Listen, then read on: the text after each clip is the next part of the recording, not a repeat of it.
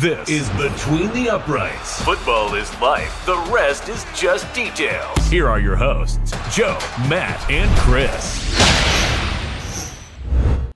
Who took the biggest L's in free agency, Chris? That is what we are here to talk about with this episode. We already talked about the biggest winners in our previous episode. Now we got to talk about the biggest losers in free agency. Like we mentioned in the last episode, a bunch of names are still on the board, so these teams could still potentially change their fate a little bit as far as this goes. But again, we are just judging off what we've seen so far, and these teams have not fared well so far, Chris. So, Chris, I got to kick it to you.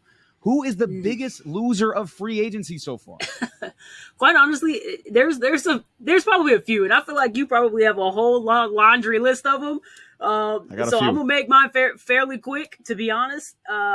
Mine has to be, it's going to be a mix between the Cowboys and 49ers, but I'd put the 49ers at the top, to be quite honest. I understand that their salary cap situation was horrendous to begin with. I mean, let's think of all the trades and crap that they've done throughout the couple of years. You had to figure at some point, I get it. You're trying to go for Super Bowl, so you're just kind of putting it all in at that point. And it was like, hey, I'll keep kicking that down the road. Well, down that road has come. So as I said, we had these, these things where we were looking at, their off season and how to have the best off season, right? And there's a statement that I made specifically about the 49ers that was like, hey, being a Patriots fan, I just want to welcome you back to the rebuild club. Damn. That's where you're at. You're at the rebuild club. You may not accept it right now. You may not believe it right now. There's some analysts who don't believe it right now.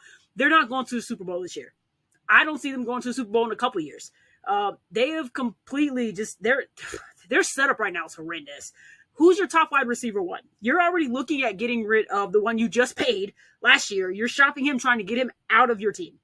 You just let go of Debo, right? Got rid of him. Obviously, you're trying to make room. What are you trying to make room for? You're trying to make room to pay that new quarterback of yours now, right? Because you'd have to pay him sooner rather than later, because the longer you wait, the more you pay. We all know this. We know that's how that goes. Brock Purdy is going to have to get paid. I brought this up as well. Personally, do I feel like he is worth 65, 70 million a year? I do not, by any means. But if you don't choose him, who are you going with? I get it. You brought in Mac Jones. I get it. I know that's who you wanted originally, and if that works out for you, great for him. I'm still a fan of Mac Jones. I think he got screwed over. But as far as Brock Purdy's, like, what is his? I'm sure you're a stat guy, so I know you're going to look up these stats while I'm saying it. But my curiosity comes with, who is he playing with? He has CMC, who has been hurt virtually the entire last season, right? He had one good year in probably the last 3 or 4 years where he was not hurt. That was it. That's when they went to the Super Bowl. Last year, he was in and out the entire year. So that was your big guy, right? That was your number one target, basically, was your running back, okay?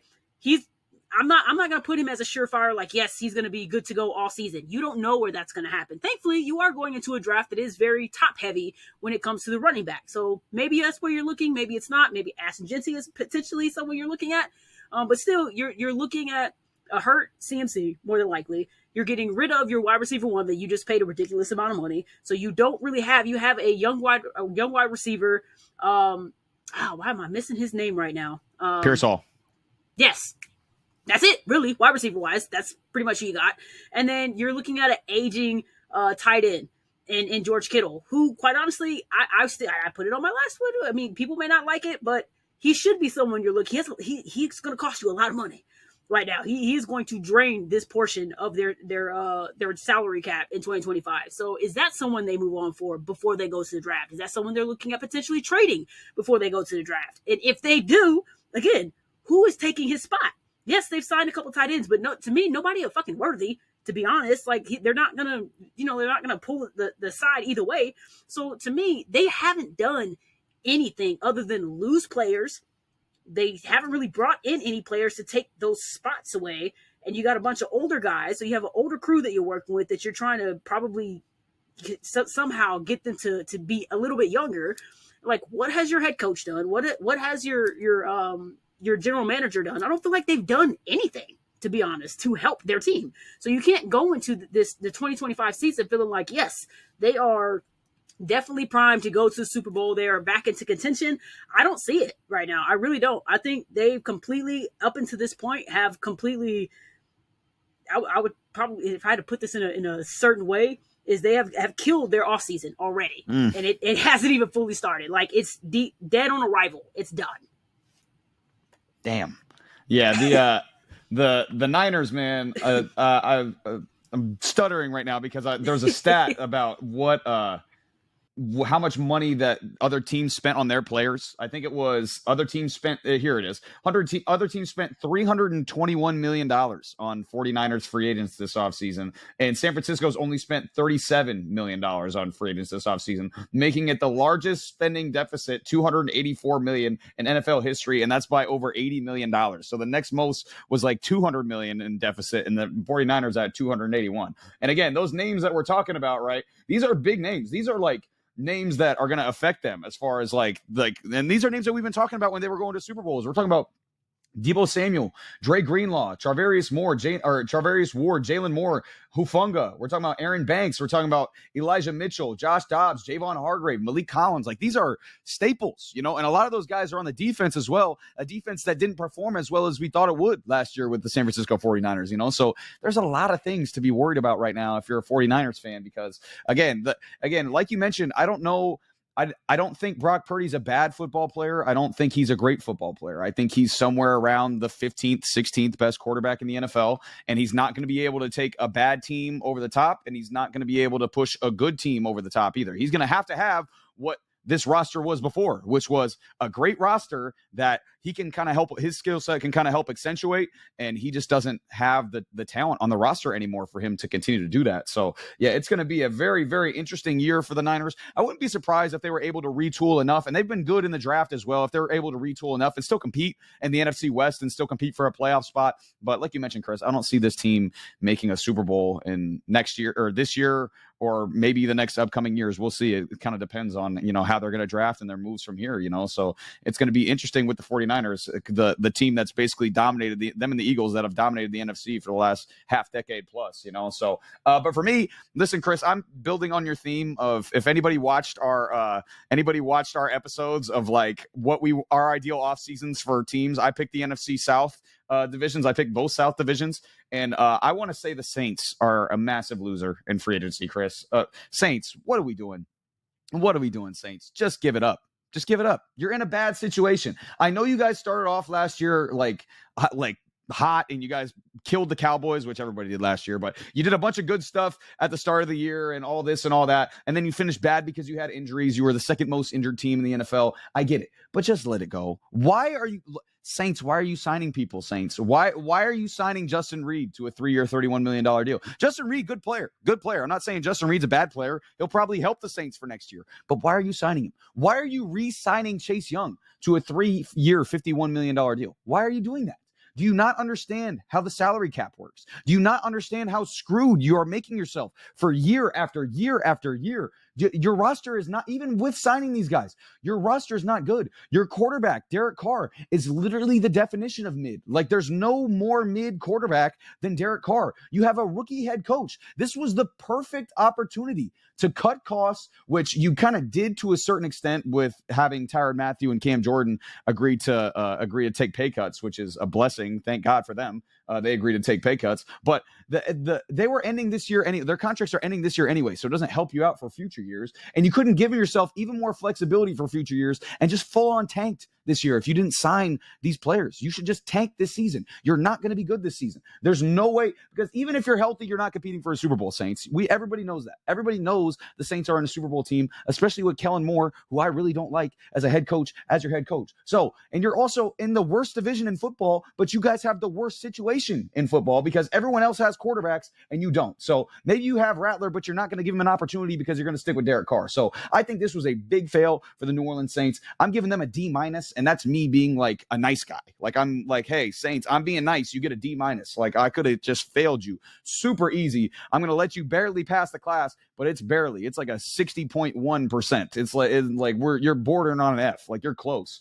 So yeah, the Saints, big fail in free agency. The Texans as well. I did not like the Texans in free agency either. I understand what they were doing to a certain extent because you had a lot of getting off a lot of players, especially on the offensive line that was fourth worst in the NFL last year for the Texans. Their offensive line was terrible, and a unit that the Texans also spent the second most money in the NFL on last year. So getting off of Shaq Mason and Kenyon Green, I don't mind that. But Laramie Tunsil is the one great player on that offensive line, and now he's gone. And now this line has zero good players. You have a couple solid players on the line now, but it has no good players. And again, you're going to have to address this heavily in the draft now. Like, this is your entire NFL draft now is offensive line, and there's not even a deep one. And it's not, So again, their veteran solution was a 33-year-old Laken Tomlinson to come in and play guard, and it's not even close to solve the issues in Houston. The only move that I really like from them was C.J. Gardner-Johnson to a defense that's already stacked. Their defense is going to be nasty next year again, but Christian Kirk signing, again, that signing would be good if he ends up healthy, but you move off a wide receiver in Stephon Diggs, who's older and coming off a major injury, and then you add a different older receiver who's coming off a major injury in Christian Kirk. So, again, I don't understand that one either. You also add Braxton Berrios. Okay, you add Sheldon Rankins coming back, doesn't do much for me either. So this team needs some serious offensive help, and it needs some serious offensive line help in free agency. So for them, I give them a D, and they're seriously going to have to address their issues in the draft as well. So, Chris, I'm going to kick it back to you. I know you got another team that you got in mind in a similar vein of the Niners. So I'll let you take off. Who you got for your other team? Dude, I don't even need to go long on this one either. Cowboys. Yeah. Did not say more. They, again, haven't done shit. They've signed a couple of their players. Great. None of them on higher contracts. None of them that were like who they should have been looking at, which is on their defensive line that they haven't actually paid attention to as of yet. But other than that, what have they done? And quite honestly, I would not be surprised. I would not be surprised if we go into 2025 season and they no longer have their big defensive tackle on their team anymore. You know why? Because Jerry Jones doesn't want to pay people at all. I think it's already come out several times that the highest person, one of the highest person that he paid that wasn't already on their team was like $6 million a year, I believe. And we don't even want to go into who exactly that was. He was in the UFC for a little while, but anyways, but it's just in that mind frame of like, he doesn't want to spend money, which we saw this last offseason. What did they do last offseason? Nothing. What are they doing this offseason? Nothing. And you can't tell me they're terrible on cap. I mean, I haven't directly looked at it, but they haven't been listed, in my opinion, as in like the bottom level of as far as what their cap space looks like. So you can't say it's money issues. You have Dak Prescott, right? Great, I guess. I'd put him in like the top 12 range. I'm not trying to be an asshole, but it's just being honest. Like, yes, he's a great, I'm not even going to say great. He's a good NFL quarterback in the regular season. That's all you can really say, right? You have one really good wide receiver, obviously. You don't have your running back situation figured out. It's just some of everybody that they're throwing back there because, again, they don't want to pay anybody. So you just got a bunch of random people playing on your running back, right? You don't really have a setup for a wide receiver 2 at all, which means your wide receiver 1 gets all of the targets. It also gets all of the attention on the opposing side, which means he's not going to be open and available. Your offensive line, in my opinion, hasn't been great. Dak Prescott's obviously been hurt. Your backup quarterback, who I was quite impressed with, to be honest, towards the midseason and taking over those spots. I felt like he did quite well. In my opinion, he kind of played better than Dak did when he wasn't hurt, and he just left. So you don't even have your certified quarterback anymore in your QB2 spot in case Dak gets hurt again. So I just feel like there were so many things you could have answered this offseason with. It wasn't a great free agency. Let's be honest. I think we all kind of knew that going into it because a lot of the people who were worth trying to get already re-signed. Most of them re-signed with their teams. So there wasn't a lot of people to pick from. But you can't tell me you don't look at maybe a Daniel Jones, right? Might not be the worst person to try to bring in because we know one of two things. Either Dak's going to get somehow traded or released or whatever, or he's going to get hurt. One of those two options is going to happen. So you need, if anything, your quarterback 2 spot and your running back spot should be something that you're paying attention to, and I don't think that they did. Wide receiver 2, I feel like is a little bit easier to bring in maybe than having a main guy. You already have your main guy in CeeDee Lamb, so you need to look at your wide receiver. There were options, like why weren't you looking at Devontae Adams? To me, I think he was not on a lot of people's lists, including the 49ers, and I'm not understanding why. To be honest, I think he got a way undermined based off what happened, with him going to the Jets, but he still performed very fucking well. He still went over, I believe, over 1,000 yards still with like 800 catches. So like, it's not like he did terrible last season. It's not like, he pulled he had like a injury or anything. There were options there to at least look like you're trying to bring in some actual players to actually get to a Super Bowl. I'm at this degree now with Jerry Jones. I don't think he really gives a damn about going to the Super Bowl. I really don't. He either has dementia or something. I don't think that man gives a damn. I think he was just living his best life. He ain't paying nobody because he's keeping the money in his pockets. And he's just like, whatever. That's why he took the head coach that he took, because that dude's not going to ask him any questions. He's just happy to be there. That's what he wants. He wants people that are just happy to be there. They're not going to question what he wants to do. And this is why your franchise is going to continue to be your franchise. And I don't foresee them ever coming back to the degree of being America's best team. I don't think they are. I don't think they will be for a long amount of time, at least not while Jerry Jones is there. And it's the same way I felt about the Jets, the Jets owner as well. I just feel like while you're still there, you're not handling your team correctly, in my opinion. So for me, they absolutely fail the off season 100%. They have to be a loser in that because they haven't done shit. Haven't done anything. And Chris, when I was going through preparing for this video, like I saw the Cowboys offseason and I looked at the additions, Javonte Williams and Miles Sanders. Yep, that's going to fix your running back. That's going to fix your running back room. Excuse me. Yeah, that Cowboys are going to be choked up over here. It's so terrible. That's going to fix your running back room. And then they brought in their thing this offseason was, we're just going to bring in a bunch of busted first round picks that didn't work, that are busts. We're going to bring in Kenneth Murray. We're going to bring in Solomon Thomas. We're going to bring in Peyton Turner, and we're going to bring in Ka'ir Elam. Like, all first-round picks who didn't work out with their team, and we're going to fix them. Like, I don't think that's going to work, Cowboys. Like, I just don't. Like, and I would have picked the Cowboys for this too, except like you mentioned, Chris, I'm not surprised. Like, this is a common theme at this point with the Dallas Cowboys. Like, we see it every offseason now. We're talking about moves that the Cowboys are going to make, and then nothing ends up happening. Like, nothing of substance, nothing that makes us say, oh, this team's going to compete for a Super Bowl. Like, nothing that makes us say anything. Like, this team is just not. This team is going to be same where they're going to be 9-8, 8-9 next year again, and they're going to be talked about way too much, and everyone's going to be freaking out every time they win a game, freaking out every time they lose a game. But in reality, it's never going to matter because, again, they're going to be stuck right in the middle. They're not going to be better than the Eagles. They're not going to be better than the Commanders, and they're going to be fighting with the Giants, depending on who the Giants get for their quarterback next year. Like, that's the reality of the situation. It's just like there's nothing really that the Cowboys have going for them at this point. Nothing that's really elite for them.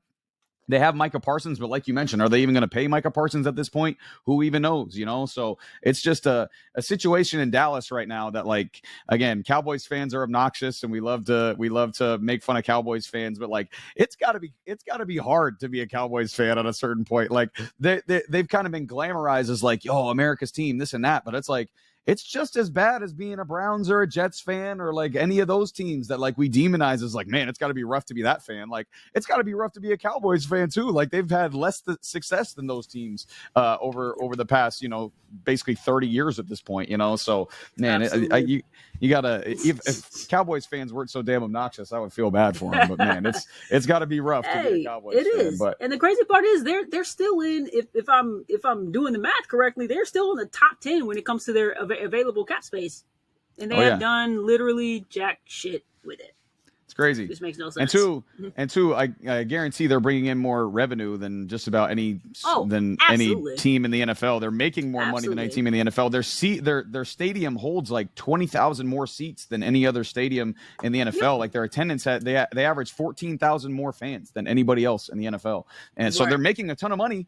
Where are you spending it? Like not on Micah Parsons. That's what you're not doing. Yeah, you better use like it on that should have been done, or else there's going to be some riots. That's the thing, though. Why isn't that the first thing you? If I am the general manager of this team, Micah Parsons, like, you already got CeeDee Lamb, right?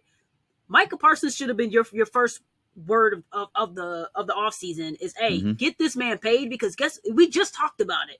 The longer you wait, the more you're going to have to pay the guy. Get him while you can until that sky, because if you wait till next year, or if you even get him to stay till next year, then you're betting on the fact that maybe he's not going to have such a great season, and it's not going to go down. Like, I don't care what you may think, that money amount is not going to go down. It's going to go up.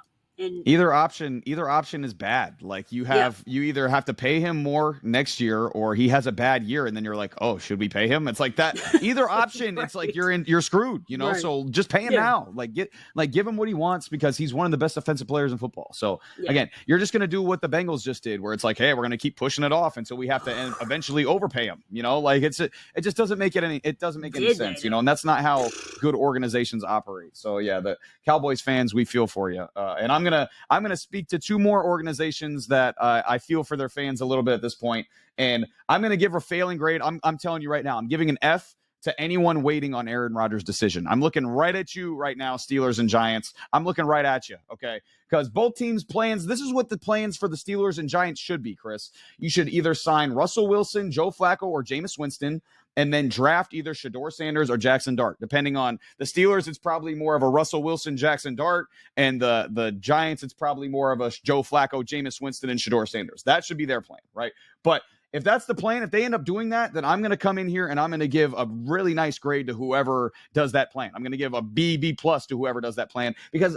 I actually like what both teams have done so far this offseason. The Steelers getting DK for a second-round pick, also signing Darius Slay. I like the Giants adding a lot of defense. Paulson Adebo is a nice addition. Javon Holland in their secondary as well. He's a nice addition. I like that a lot as well. But the fact, Chris, that they're both sitting here knowing damn well neither of their rosters is a 41-year-old Aaron Rodgers, who, by the way, just quarterbacked a 5-12 team last year that has more talent than either of these two teams have right now. The fact they're sitting on him, waiting for him to make a decision, is horrendous. Okay. I have no idea what they could possibly be thinking here. And Rodgers also, he hasn't said it verbally, but he's basically said that, hey, I'm worried about my main chick right now. I'm worried about the Minnesota Vikings. Like, if the Vikings want me, then I'm going to the Vikings. But like, if the Vikings don't want me, then maybe I'll take one of you guys. Like, he's basically just like blue ballsing both of you. Like, he wants the Vikings, and then he's going to settle for one of you guys. Like, so the fact that both the Steelers and the Giants are just sitting here like acquiescing to that, like, I'm with Cam Hayward. Like, either you want to be on this team or you don't. Like, we'll be fine either way. And I'd argue they'll be way better without Aaron Rodgers either way, because it's not like you're getting a high-level leader in Aaron Rodgers. Like, he can't lead a football team very well, and he's also not a high-level performer anymore. He's not a great quarterback anymore, and I get it. There's been a lot of narratives like, oh, you know, a year removed from the Achilles, like, he could be improved, you know, but like, even if Chris saying maybe he slightly improves next year, even if he does slightly improve next year, Steelers, are y'all winning the AFC North with the Bengals and the Ravens in there? Giants, are y'all winning the NFC East with the Eagles and the Commanders in there? No freaking shot. There's no way you're winning either of those divisions, even if you have Aaron Rodgers playing at a higher level than he played at last year. So this is the type of move that delays the actual quarterback decision that you need to make. Like, you're just delaying it another year. It doesn't make any sense. And it's just keep pushing the can down the road and saying, you know, we're not ready to actually take ourselves seriously as a franchise. So either team whichever of these two teams signs Aaron Rodgers in the offseason, they're getting, I don't know what's below an F. They're getting an NA, like not applicable, you know, whatever the grade is, like, that's what they're getting, Chris. I can't possibly fathom one of these teams getting a positive grade if they sign Aaron Rodgers. The Steelers have, I mean, I get it. I think the DK move was great for them. My concern comes in, are you still keeping, Pickens? Are you still keeping Pickens? Because that's where my concern would be. If you have both of them on your offense, then great. I mean, that's a nasty setup, right? You get a good inside guy, you're looking great. But if you're taking him with the anticipation of letting go of Pickens, then my concern comes in, because also, like you just said, who the fuck is your quarterback? Who is he? And why do you keep kicking this damn thing down the road? Like, this has been going on for years now. Like, when are you actually just going to, sit down, who is our guy? Whether it's draft, whether it's trade, whatever it is, You need to find your guy who's going to be your guy for the foreseeable future. It cannot be every year we're bringing in a new quarterback. That's not how it's not going to do anything, and it hasn't done anything to you up to this point. You have done nothing. Yeah, you've been a more than 500 team. Fantastic. Okay, and what have you done with that? Nada, nothing, nada. No one's scared of you at this point.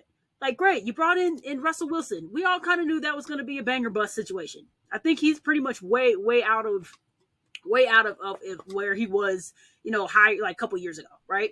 So he's done with that. How you let Justin Fields go to me is asinine, completely asinine. And you gave him, when you brought back in Russell Wilson, when you benched him to bring Russell Wilson in, you gave him more time to learn. Why would you not just stick with him? He clearly wanted to be there. You just had to say, hey, you're our guy without question. And clearly that's what he wants. He wanted a team that believed in him, that says, yes, you are my guy. We 100% believe in you. We're going to build around you. You're who we want for our franchise going forward. It's not that hard to get. That's all that kid is looking for. And you gave him zero fucking shot. If you were willing to go with Russell Wilson over him, then whatever comes to you is what you fucking deserve. If you take Aaron Rodgers and you think that is going to be your key to the kingdom, that's going to bring you where you need to go, you are very, very sorely misunderstood. Because that is not how that's going to happen. You're going to end up in the same exact spot, if not worse, than you were last year. Good luck if you get to 500. Good luck with that. Because Aaron Rodgers is a cancer to any franchise he goes to. Just based off his personality alone. You think he's going to galvan troops? No. You know what kind of troops you have in your room right now? They love the hell out of you. You bringing that guy?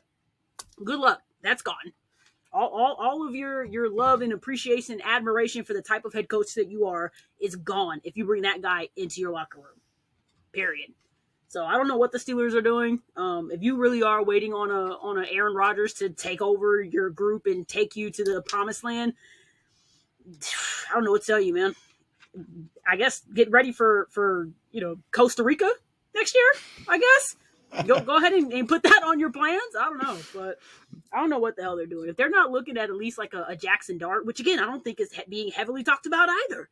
Like a lot of people are just dismissing him. They're only on Cam Ward and Shedeur Sanders. Like, quite honestly, I might be on the list. I might take him over Shedeur Sanders, to be quite honest. But bonus take. I'm not saying for sure. I'm just saying in general. It might be something to think about, right? It might be something to consider. Just saying, given the type of quarterbacks that they have right now. But no, I don't necessarily think that Shedeur Sanders is a top 10 pick, to be honest. But that's just me. But yeah, so I don't know what the Steelers are doing. As far as the Giants go, I'm not all that surprised. I mean, they kept their head coach. They kept their general manager. After what we saw, on the HBO special of how they completely mishandled Saquon Barkley, like it can't be that surprising that they're still probably going to go in 2025 still with no effort or interest in if they're going to do anything next year but be a top 5 pick, essentially. This has been Between the Uprights. Football is life. The rest is just details.